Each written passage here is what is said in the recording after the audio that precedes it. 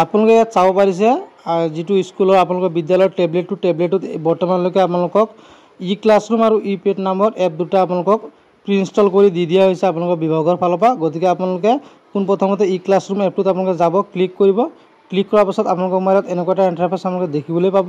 এই ইণ্টাৰফেচটো অহাৰ পাছত আপোনালোকে login sign in with Google কৰিব বা লগইন এজ ষ্টুডেণ্ট কৰিব। তেতিয়া আপোনালোকে কেনেকুৱা এটা ইণ্টাৰফেচ দেখিবলৈ পাব আপোনালোকে চাই লওক। মোবাইল নম্বৰ দি বা আপোনালোকে জিমেইল আইডি দি পেলাই যেতিয়া লগইন কৰিব, লগইন কৰাৰ পাছত আপোনালোকৰ মোবাইলত এনেকুৱা এটা ইণ্টাৰফেচ আপোনালোকে দেখিবলৈ পাব। ইয়াতে আপোনালোকে চাব পাৰিছে offline content, live class, videos and notes. গতিকে আপোনালোকে পেটত যাব। ইয়াত পেটত যোৱাৰ পাছত আপোনালোকে ইয়াত দেখিবলৈ পাইছে ইয়াত প্ৰত্যেকটো ক্লাছৰ ক্লাছ ৱাইজ, মিডিয়াম ৱাইজ আপোনালোকৰ কুৱেশ্যন পেপাৰকে এনেকৈ আহি গৈছে। তাৰপিছত আপোনালোকে যোন ক্লাছত আপোনালোকৰ কুৱেশ্যন পেপাৰটো প্ৰয়োজন হয় সেই ক্লাছত আপোনালোকে ক্লিক কৰিব। ক্লিক কৰাৰ পাছত আপোনালোকৰ মোবাইলত এনেকুৱা ধৰণৰ কুৱেশ্যনখিনি আপোনালোকৰ মোবাইলত ডিছপ্লেত হৈ যাব।